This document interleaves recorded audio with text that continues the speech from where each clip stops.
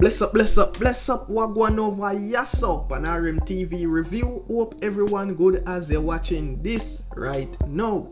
So Chief Richard Currie respond after Andrew Holness put out a statement in a recent press conference saying that there is no other sovereign authority in Jamaica apart from the government.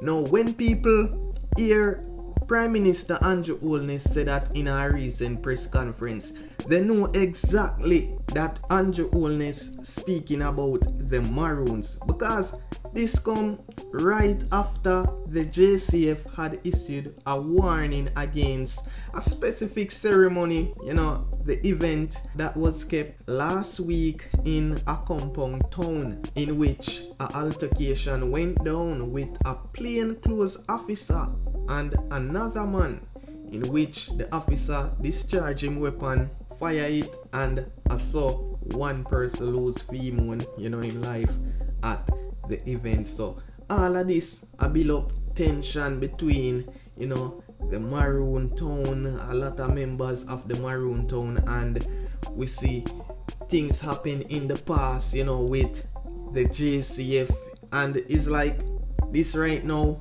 lead Andrew Holness to say this. There is no other sovereign authority in Jamaica other than the government of Jamaica. So people, honest opinion, what y'all think about Andrew Holness statement right here? Richard Currie, in response to that, we have a video coming up, in which he explained a lot of things after this video right here with Andrew Holness came out, and he said that him say there is no other sovereign authorities in Jamaica apart from the government. Now after Mr. Andrew Holness, the Prime Minister of Jamaica, put that out, we see Chief Richard Currie put this out along with a video. I'm gonna play the video after this. He said that official press release from Chief Richard Currie, Mr. Holness. We, the Maroons of the Cockpit Country, descendants of the first people of the Archipelago, now called Jamaica, would like to remind you a few things. 1. Jamaica is not a unitary sovereign state. St. Elizabeth of the House Windsor is your queen and sovereign. Jamaica is simply fully responsible in St. Elizabeth's Commonwealth. 2. You are a signatory to the United Nations Declaration on the Rights of Indigenous People. Please go read this. You are an intelligent man. And next point right here, he said, Jamaica has an extensive external debt and is constantly begging, so you rely on other sovereign nations. In other words, you are receiving funding from others. So please consider human and indigenous rights before you end up defunded as well. And next point, which is the last one he mentioned, Jamaica as a government entity beg for independence, whereas the Maroons wage war to maintain theirs. Please be guided accordingly.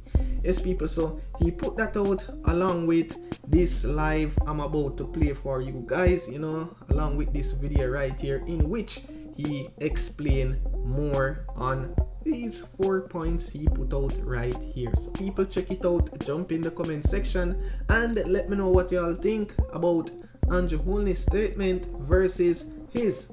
In addressing the statements of the Prime Minister earlier today regarding the Maroons and sovereignty, most Jamaicans have really no idea of the true history of the land, and a great deception took place to purposely create division between the hearts and minds of those who reside on this island. The deception goes far back to 1962 under the Bustamante administration, with the Siaga-led administration, as well as the Andrew Holness administration, who are fully aware of the oath that was taken to keep Maroons subservient by crippling their financial capabilities over the last 60 years.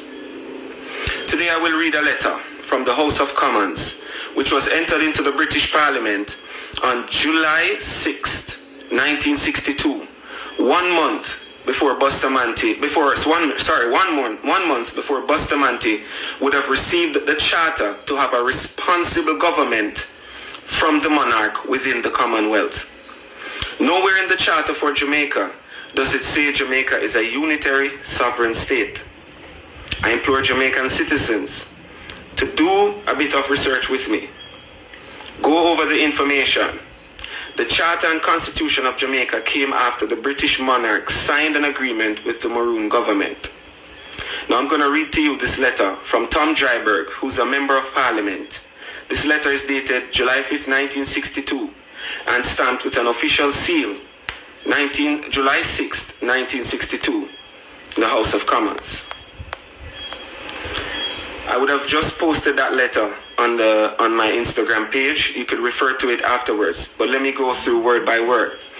It says, Dear Colonial Secretary, I have from time to time taken an interest in the welfare of the Maroons of Jamaica, who have, as you know, a uniquely fascinating history.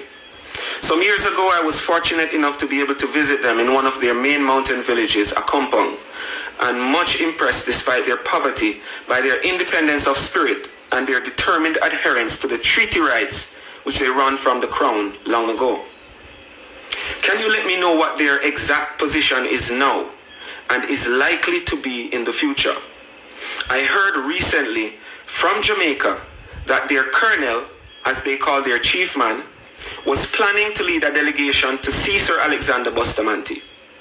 I feel certain that if under an independent Jamaica government, they are deprived of their treaty rights and their few thousand acres of land, they would appeal to the British Crown to protect them, and it seems desirable, if possible, to avoid a clash, however relatively modest, about a matter which could probably, with good sense, be settled amicably and with regard for the traditions of this proud people. Tom Dryburgh, Member of Parliament. In a response to Mr. Dryburgh's letter, Mr. Whiteleg wrote, Mr. Dryburgh is not asking for intervention, but for information as to the present situation of the Maroons and their future.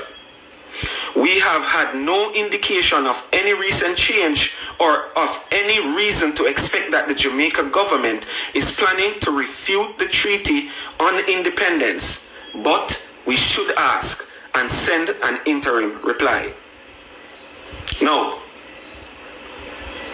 I would have put these up on my Instagram for you to go and have a look at, and take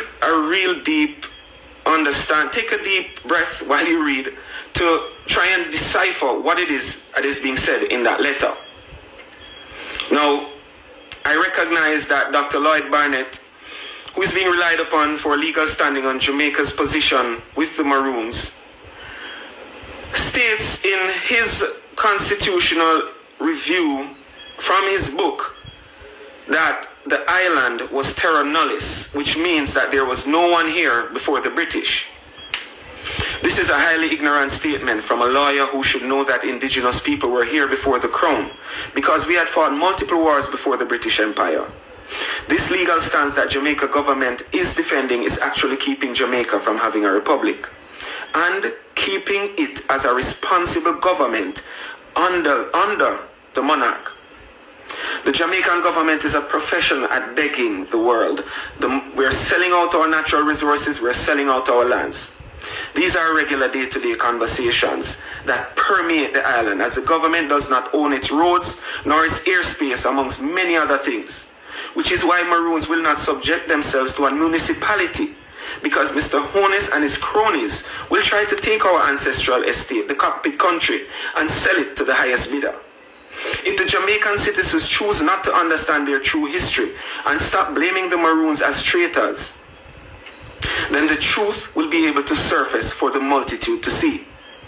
Today, in this era of time, it is globally accepted that nations have a reciprocal relationship as it deals with extradition.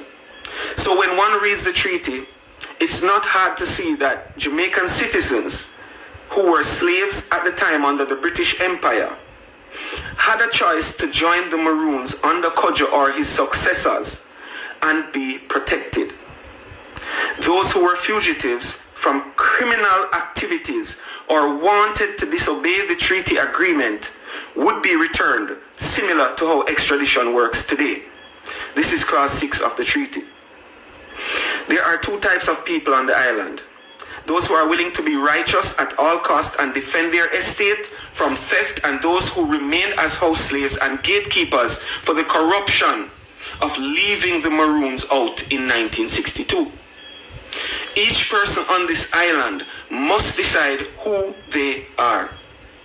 The world is watching. Our ancestors are watching. The Most High is watching. Therefore, in closing, Mr. Holness, I say this to you.